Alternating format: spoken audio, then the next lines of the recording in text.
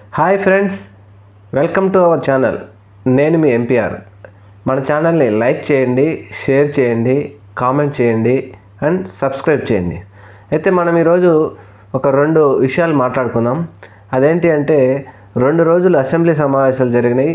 ఆ తర్వాత వైఎస్ జగన్మోహన్ రెడ్డి గారు పులివెందుల పర్యటన, ఆ తర్వాత బెంగళూరు గురించి మాట్లాడుకుందాం.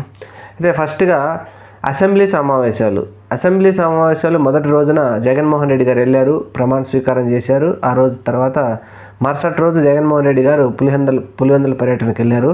అయితే రెండవ రోజు అసెంబ్లీ సమావేశాల్లో డిప్యూటీ సీఎం పవన్ కళ్యాణ్ గారు మాట్లాడుతూ మాజీ ముఖ్యమంత్రి వైఎస్ జగన్మోహన్ రెడ్డి గారు ఒక పిరికి పందా అన్నట్టు అసెంబ్లీలో మంత్రులు కావచ్చు, ప్రస్తుత ఎమ్మెల్యేలు కావచ్చు చాలామంది మాట్లాడారు.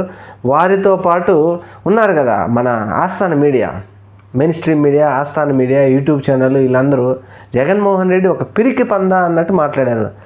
వాస్తవంగా జగన్మోహన్ రెడ్డి పిరికి పందా అనేది మన డిప్యూటీ సీఎం గారికి మనసు మీద చేసుకొని ఆలోచిస్తే తెలుస్తుంది.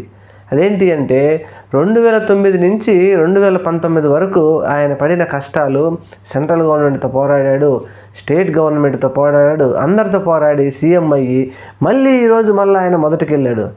అంటే రకరకాల శక్తులన్నీ ఏకమైనప్పటికీ కూడా ఒంటరిగాడిన పోరాడిన వ్యక్తి. అయితే ఆయన భయపడింది అసెంబ్లీకి రాకుండా. వీళ్ళందరూ ఇలా మాట్లాడటం మాత్రం భావ్యంగా లేదు.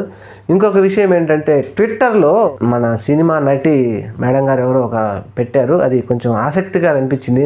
అదేంటి అంటే ఒక యోధుడు ఓటమిని కంటే అన్ని రకాల కూటములు కలిసి విజయం సాధించిన అది తక్కువే. ఈ యోధుడు ఓడిపోయిన ఓటమి కంటే అన్ని కూటములు కలిసి విజయం సాధించినా కూడా అది దీనికంటే తక్కువే అన్నట్టు ఆమె ట్విట్టర్లో, ఎక్స్లో పోస్ట్ చేశారు. అది చాలా మంచిగా అనిపించింది. ఇలాంటి ఇష్యూస్ అన్నీ చూస్తే జగన్మోహన్ రెడ్డి గారు భయపడాడా, పిరికివాడా? ఇది ఎంతవరకు సమంజసం? పవన్ కళ్యాణ్ గారు మీరు ఆలోచించాలి. ఎందుకంటే రాష్ట్రంలో 151 సీట్లు గెలిపించుకున్న ఆయన, ప్రతిపక్షంలో ఉన్నప్పుడు 67 సీట్లు గెలిపించుకున్నాడు. ఆయన పార్టీ పెట్టినప్పుడు 15 మంది, తర్వాత 17 మంది గెలిచారు. ఇంత ప్రస్థానం ఉన్నటువంటి వైఎస్ జగన్మోహన్ రెడ్డి గారు పిరికి పందా, అది మీకు కూడా తెలుసు. మనం 3 పార్టీలు కూటమిగా ఏర్పడకపోతే మనం విజయం సాధించలేమని మీకు కూడా తెలిసి కూటమిగా ఏర్పడి ఈరోజు మీరు అది ఎలా సాధించారనేది అది అందరికీ తెలుసు. సరే, అవన్నీ మనం అది ఆఫ్టర్ దట్ దాని గురించి మనం మాట్లాడుకోవచ్చు. అందువల్ల ఏంటంటే మన డిప్యూటీ సీఎం గారు పిరికి పందా అనటం మాత్రం కొంచెం అంత బాహ్యంగా అనిపించలేదు. ఇంకొక విషయం ఏంటంటే బెంగళూరు వెళ్ళిన తర్వాత అక్కడ పులివెందుల పర్యటన ముగించుకొని ముఖ్యమంత్రి వైఎస్ జగన్మోహన్ రెడ్డి గారు బెంగళూరు వెళ్ళారు. బెంగళూరు వెళ్ళినప్పుడు అక్కడ ఆయన అభిమానులు చాలామంది వచ్చేసి జై జగన్ జై జగన్ అని నినాదాలతో హోరెత్తించారు. అయితే ఆ హోరెత్తించడం కూడా మన మీడియా ఉంది కదా, మన ఆస్థాన మీడియా కావచ్చు, మెయిన్ స్ట్రీమ్ మీడియా కావచ్చు, మన పేపర్లో అసలు మామూలుగా అది మెయిన్ ఆర్టీవీ వాళ్ళే దాన్ని లైవ్లో ఇచ్చారు. ఏంటి, జగన్మోహన్ రెడ్డి దగ్గరికి అభిమానులు వెళ్ళి దాన్ని చేయడం.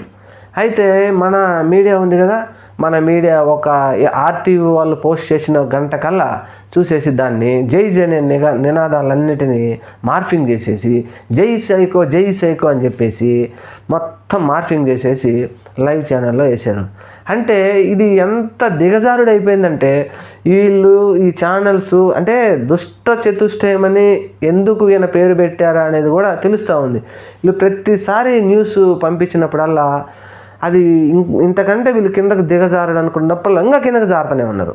ఒక టీవీలో, ఒక మెయిన్ ఛానల్లో అక్కడ జరిగిన ఇదంతా వచ్చినప్పుడు లైవ్లో దాన్ని వీళ్ళు మార్ఫింగ్ చేసి ఎవరో సోషల్ మీడియాలో, యూట్యూబ్ వాళ్ళు పెట్టినారంటే ఓకే, దాన్ని వీళ్ళు మార్ఫింగ్ చేసిన దాన్ని ఇది నిజము అని చెప్పి దాన్ని వాళ్ళ ఛానల్లో వేసినారంటే అది ఇంకెంతవరకు వాళ్ళకి మంచి అంటే వాళ్ళ ఆనందంతో వేస్తున్నారే కానీ విలువలు ఎంతవరకు కోల్పోయారనేది జగన్మోహన్ రెడ్డి చెప్పిన దానికి వీళ్ళు చేసేదానికి చూస్తే ఆయన చెప్పింది నిజమే, ఈ దుష్ట చతుష్టం అనేది ఇది నిజమే అన్నట్టు తెలుస్తూ ఉంది.